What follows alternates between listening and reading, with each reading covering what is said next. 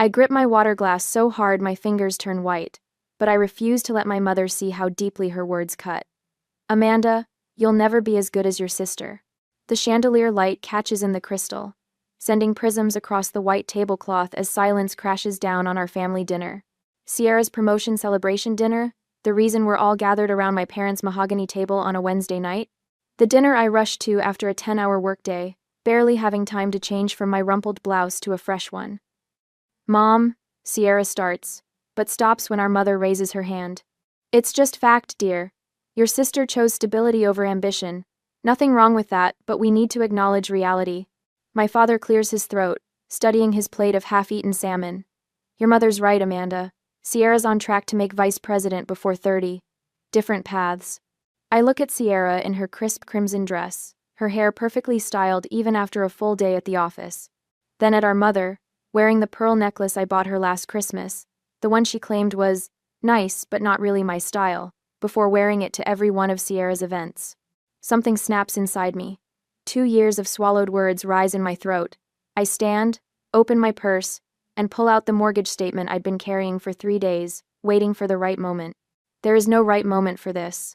I've been paying your bills for 2 years, I say, placing the paper on the table, including this house. My mother's eyes widen briefly before she composes herself. She waves her hand dismissively, the gesture so familiar it makes my stomach clench. That's what family does. Sierra needs to focus on her career. My mind flashes back to Sierra's college graduation 6 years ago. My parents presented her with keys to a brand new red Mazda, complete with a giant white bow on the hood. Later that afternoon, they handed me a gift bag containing a coffee mug printed with my alma mater's logo. You're already established, Mom had explained when she caught my expression. Your sister needs our support. Then came that first call 2 years ago. Dad's voice uncharacteristically hesitant, explaining a temporary financial setback. Just one mortgage payment, they said. Just until things stabilized. I touched the corner of the mortgage statement now spread on the table. 2 years of payments isn't temporary help anymore. Family supports each other, Mom says, her voice hardening. Why are you being so selfish? I reach into my bag again and pull out the stack of receipts I've been collecting. Bank statements, transfer confirmations, canceled checks. 2 years of financial drain organized in a neat accordion file. I've supported plenty, I say, my voice steadier than my hands. But I'm not your ATM. My father's face reddens. Your sister's at a critical point in her career. And I'm at a critical point in my patience, I reply, surprising myself with the steel in my voice. Sierra looks between us, confusion creasing her forehead. What's happening right now? No one answers her.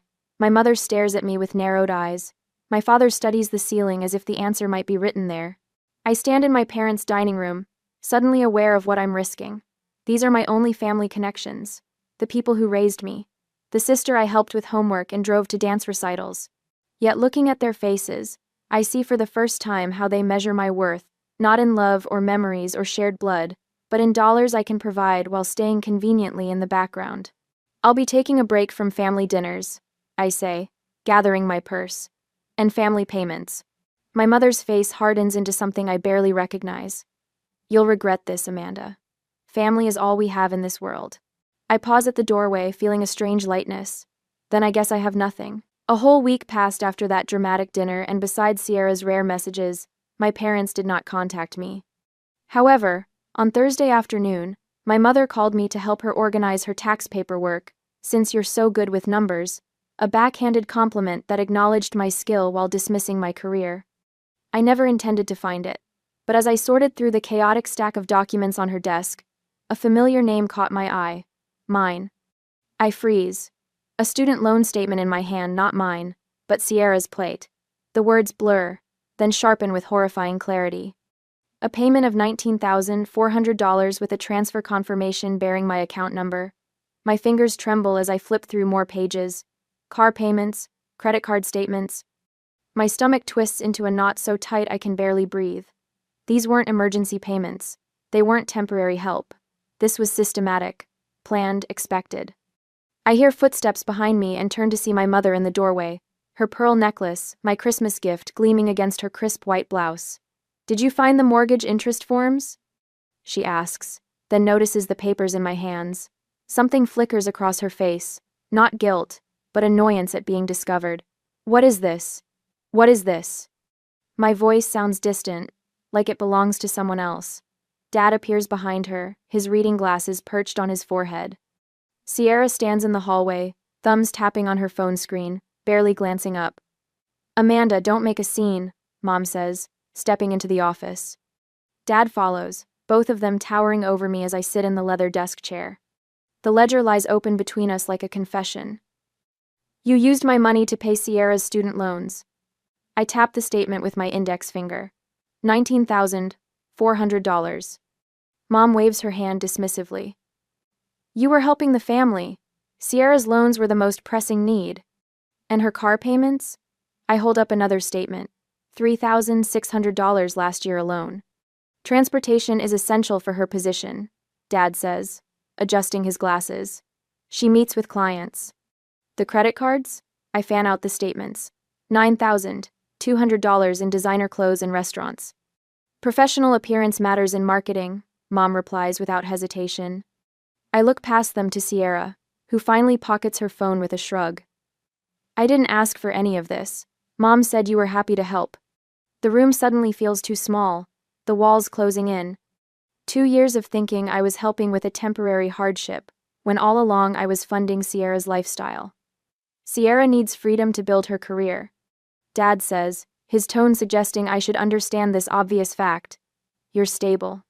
Stable, like a workhorse, reliable, boring, the practical daughter whose purpose is to support the star. I push back from the desk, needing space. My own student loans are still not paid off. I've been putting every extra dollar toward yours. That's different, Mom says. Your career choice doesn't require the same presentation. The unspoken comparison hangs in the air. Software engineering versus marketing, back office versus front-facing. Invisible versus celebrated. Do you have any idea what this is doing to my financial future? I ask, my voice stronger now. If I keep supporting everyone, I'll never have anything for myself. Mom blinks, genuinely confused by my concern. Family supports family, Amanda. We've always taught you that. Sierra's wedding is coming up, she continues, a new gleam in her eye. Of course you'll help with that too. She deserves the perfect day. The casual assumption knocks the wind from me. I grab the ledger, flipping to the last page where I've tracked every payment. The total glares back at me, $61,000. $61,000. 2 years of mortgage payments, student loans, car payments, credit cards. $61,000 spent supporting my family while they treated me as the less successful daughter. I closed the ledger with trembling hands. All this time, I'd been enabling their favoritism by financing it. Later that afternoon, I show the ledger to Diane, my colleague and the closest thing I have to a friend these days. We sit in a cafe, coffee growing cold between us as she examines the pages. This isn't normal family support, Amanda, she says finally, closing the book and sliding it back to me. This is exploitation. The word hits me like a physical blow.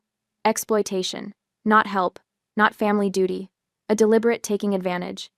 As I drive home that night, ledger copies tucked in my bag, I wrestle with an impossible choice. Should I cut off financial support immediately and force my family to face reality? Or gradually reduce payments to give them time to adjust? The first option might shatter relationships beyond repair, but the second meant more months of financial strain for me.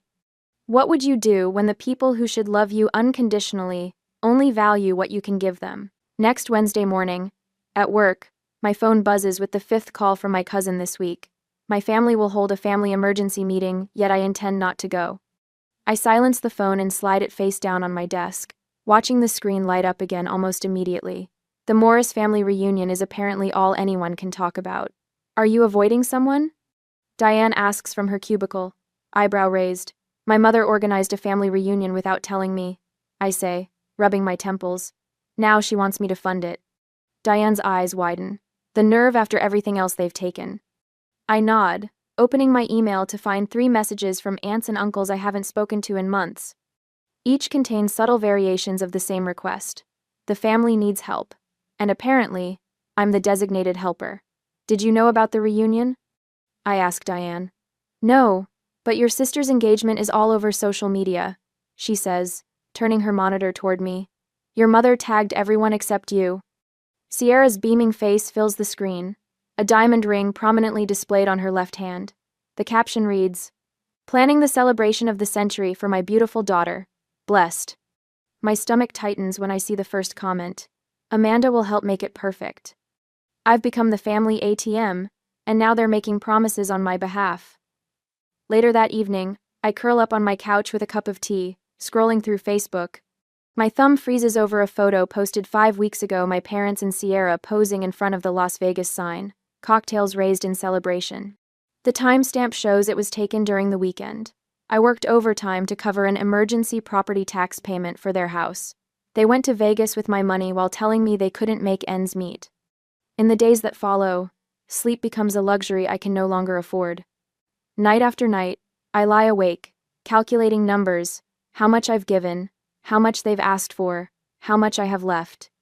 The weight of financial worry presses against my chest until breathing becomes difficult. During meetings at work, I catch myself drifting away, thinking about the second notice on my own student loan payment, while Sierra's loans are paid in full with my money. You look exhausted. My boss commented one Thursday morning, after I missed a deadline for the first time in 3 years. I'm fine, I lie, but the dark circles under my eyes tell the truth. I start keeping a journal, every phone call, every request, every dollar transferred. The small leather-bound book becomes my constant companion. In its pages, I document the pattern of manipulation that has shaped our family dynamic for years. The casual mentions of Sierra's accomplishments, followed by requests for money, the guilt trips when I hesitate, the celebration dinners I pay for but am barely acknowledged at. The evidence builds page by page, an undeniable record of systematic exploitation. One Tuesday evening, as I am sorting out documents, Amanda? A familiar voice catches me off guard as I leave the office one evening. Uncle Frank stands by the elevator, his weathered face creased with concern. Uncle Frank, I say, surprised. What are you doing here? Looking for you, he says simply. You've missed the last 3 family gatherings, not like you. I look down, unsure how to explain. I always thought you were the backbone of this family, he continues, his voice gentle. Now I'm wondering if they've been taking advantage of that strength. His words hit with unexpected force, and I blink back sudden tears. The following Saturday, I find myself in my parents' kitchen. Sierra sits at the counter flipping through bridal magazines while my mother circles venue options in red pen. The country club deposit is due next week, my mother says without looking up. Sierra deserves the perfect celebration. You can cover the venue deposit next week. Not a question. A statement. Something in me snaps a clean, decisive break. I'm not paying another cent, I say, my voice steady, for anything. The room goes silent. Sierra's head jerks up from her magazine. My mother freezes, pen hovering over the page. Don't be ridiculous, she finally says, but uncertainty flickers across her face. I'm serious, I continue, finding strange power in the stillness of my voice. I've paid the mortgage, Sierra's loans, credit cards, car payments. I'm done. My mother's mouth opens and closes, fish-like, as she searches for the manipulative words that have always worked before. But for the first time, I see her tactics clearly. The guilt, the comparisons, the subtle insults wrapped in maternal concern. I've been financing my own mistreatment. You can't just, she begins. I can, I interrupt, and I am. The next day, Diane spreads spreadsheets across her dining table, calculator in hand. Without supporting them, she says, circling a number, you could pay off your student loans in 3 years instead of 15. The figure stares back at me, a future I hadn't dared to imagine. Uncle Frank calls that evening. I spoke with your mother, he says. She's not happy. I know. Good, he responds firmly. Sometimes family needs to learn hard lessons. I'm proud of you for setting boundaries. That night, I open my laptop and begin searching for job opportunities outside of Austin. Seattle catches my tech jobs with higher salaries, a fresh start 3,000 miles from Texas. I allow myself to imagine a life built around my own needs and dreams instead of my family's demands. The next morning, I drive to the bank and request printouts of every transaction for the past 2 years. The clerk raises an eyebrow at the volume but complies. Hours later, I organize the stack of papers chronologically, highlighting each payment to my parents. Tucked among my father's financial documents, I discover a statement for an account I've never seen before. An account with a balance that contradicts every claim of hardship he's made. He's been hiding money while I've been draining my savings to support them. My phone rings just as I process this discovery. My mother's name flashes on the screen. "We're having an emergency family responsibility meeting tomorrow," she announces without greeting. "The mortgage payment didn't arrive." "I know," I say, feeling calmer than I have in years. "I told you I'm done paying." "This isn't a game, Amanda," she snaps. "Be here at 6. I hang up and look at the evidence spread across my table, proof of years of manipulation and exploitation. For the first time, I hold all the cards. "I'll be there," I whisper to myself. With receipts. On Tuesday evening after work, I arrive 15 minutes early for the family meeting, parking my Toyota 2 houses down from my parents' colonial-style home. The weight of the 3-inch black binder on my passenger seat represents 2 years of financial drainage, meticulously organized by category and date. Uncle Frank's advice echoes in my head when he called me this morning. Don't let them control the narrative. The familiar smell of lemon furniture polish hits me as I enter without knocking. In the dining room, my parents sit at opposite ends of the table like monarchs awaiting a subject. Sierra perches uncomfortably between them, scrolling through her phone. "You're early," Mom says, surprised briefly, crossing her face before she composes herself. I place the binder in the center of the table, the soft thud drawing everyone's attention. I wanted to make sure we had enough time. Dad shifts in his chair. Time for what exactly? I open the binder to the first tab labeled Mortgage. The pages inside contain highlighted bank statements, transfer confirmations, and a running total. Time to go through everything I've paid for over the past 2 years. My voice sounds different, controlled, businesslike. Let's start with the mortgage. 24 payments at $1,200 each. That's $28,800. Mom's eyebrows shoot up. That can't possibly be right. I flip to the next section. Student loans. Sierra's, not mine. $19,400. Dad's face pales as he glances toward the binder. His fingers drum against the polished mahogany. Car payments for Sierra's Mazda. $3,600. I turn another page. And finally, credit card bills, mostly for clothing, restaurants, and Sierra's work trips. $9,200. Sierra's phone slips from her hand, clattering against the table. That's more than I make in 3 months. The grand total, I say, turning to the summary page with the figure highlighted in yellow, is $61,000. Mom's lips press into a thin line. You're exaggerating. Half those payments were gifts. You offered to help. I have proof for every dollar. I pull out a manila folder containing copies of every check, every transfer receipt. The stack lands with a satisfying thickness beside the binder. Would you like to go through them one by one? This is ridiculous, Dad mutters, but his eyes avoid mine. Sierra reaches for the folder, paging through the evidence with trembling fingers. Her usual confidence evaporates as she stops at a credit card statement, showing charges for her interview suits. I had no idea, she whispers. Mom said you were happy to help, Sierra continues, looking up with confusion clouding her eyes. She said you wanted to contribute because you had extra money with your tech salary. Extra money? My laugh comes out harder than intended. I still have my own student loans to pay off. I've been putting off dental work because I couldn't afford it. There was never extra money. When Sierra asks me why I never told her how much I was contributing, I hesitate. Should I explain that our parents had sworn me to secrecy to protect her confidence, or was it better to let her discover their manipulation on her own? Before I can decide, the doorbell rings. Perfect timing. Mom rises, smoothing her cardigan. We're in the middle of something. That would be Uncle Frank, I say. I asked him to join us. Dad's head snaps up. Frank? Why would you? Uncle Frank's voice booms from the entryway as he lets himself in. Hello, everyone. Hope I'm not late. My mother's face tightens as her brother settles into a chair beside me. He nods toward the binder.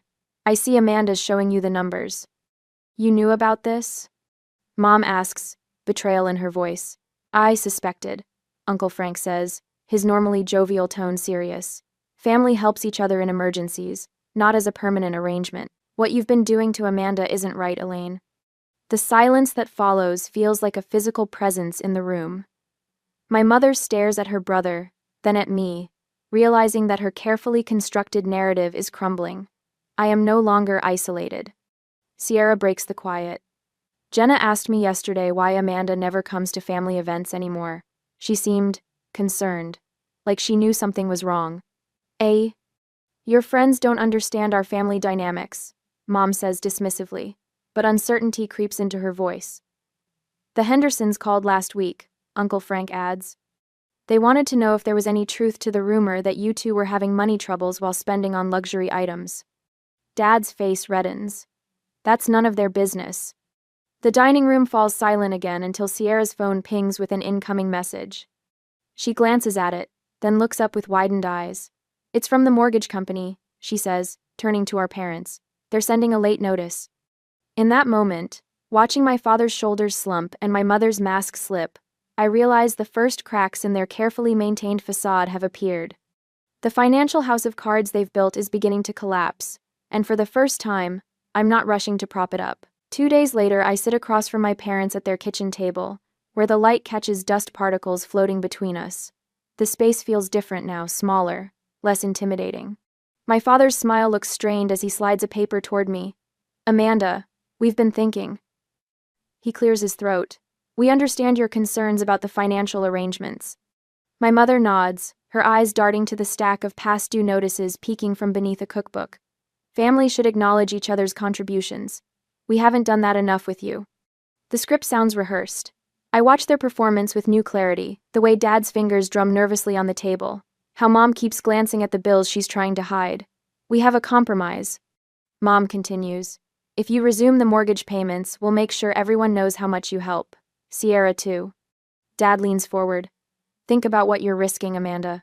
Family relationships can't be repaired once they break. Is that what you want? Their words hang in the air between us, a final attempt to reclaim control. 2 months ago, I might have folded. 2 weeks ago, I might have negotiated. Today, I simply open my laptop. I've accepted a new position, I say, turning the screen toward them. Software architect at Meridian Tech in Seattle. I start next month. The color drains from my mother's face. Seattle? That's across the country. The salary is $135,000, I continue, pulling up a spreadsheet I've prepared. That's $33,000 more than I make now. Dad leans forward.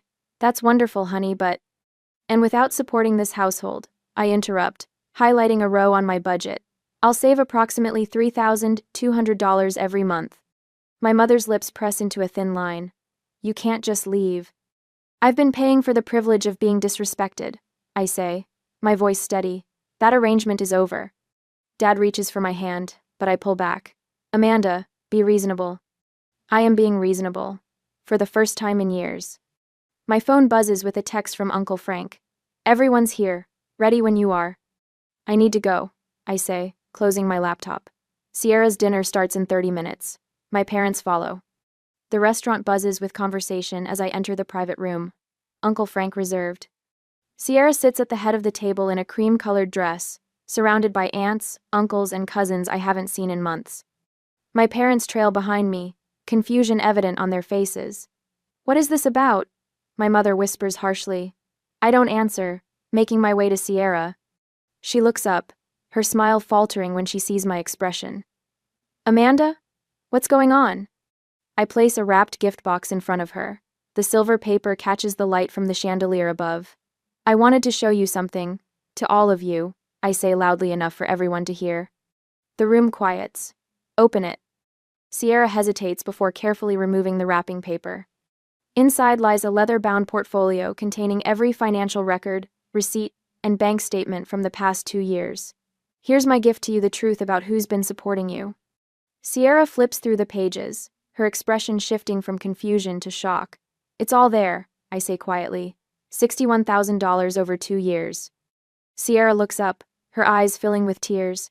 She turns to our parents, who stand frozen near the doorway. How could you? My mother steps forward. Sierra, this isn't the place. No, Sierra snaps, holding up a page. We need to fix this at this moment. Uncle Frank stands. Your sister has been carrying this family while being treated like she's less successful than you. Aunt Patricia gasps. Martha, is this true? My mother's face reddens as murmurs spread through the room. My father stares at the floor. Sierra pushes back from the table and walks to me, still clutching the portfolio. Her voice drops to a whisper. I never knew you carried so much for me. A tear slides down her cheek. From now on, live for yourself. The room watches in stunned silence as Sierra confronts our parents, demanding answers I've sought for years. I feel something loosen in my chest, a knot of resentment and obligation beginning to unravel. Later that week, I hear through Uncle Frank that my parents are considering selling their house. Without my monthly contributions, they can't afford the mortgage. Part of me wonders if any relationship with them can be salvaged, or if I even want to try. I tape shut another moving box in my apartment, marking it kitchen with a black marker. Seattle awaits a new job, a new home, a new start. As I wrap glasses in newspaper, I find the photo album I'd tucked away years ago. Opening it reveals faded pictures of family vacations, holiday gatherings, birthday celebrations, smiling faces that look like strangers now. I close the album and place it in a box labeled Undecided. 6 months later, the morning light streams through my Seattle apartment windows, painting my small dining table in warm gold. I stare at the notification from my student loan app balance reduced by another $2,400 this month. No mortgage payments for my parents, no credit card bailouts for Sierra. Just my own financial freedom, one payment at a time. My laptop chimes with an incoming video call. Diane's familiar face fills the screen, her Atlanta kitchen visible behind her. Look at you. Seattle suits you, she says, sipping coffee from her oversized mug. You seem different. I straighten my shoulders. I closed 2 major projects this quarter. Team lead says I'm on track for promotion by December. And no one taking credit for your work this time, Diane notes. I laugh, a real laugh that starts in my belly and rises without restraint.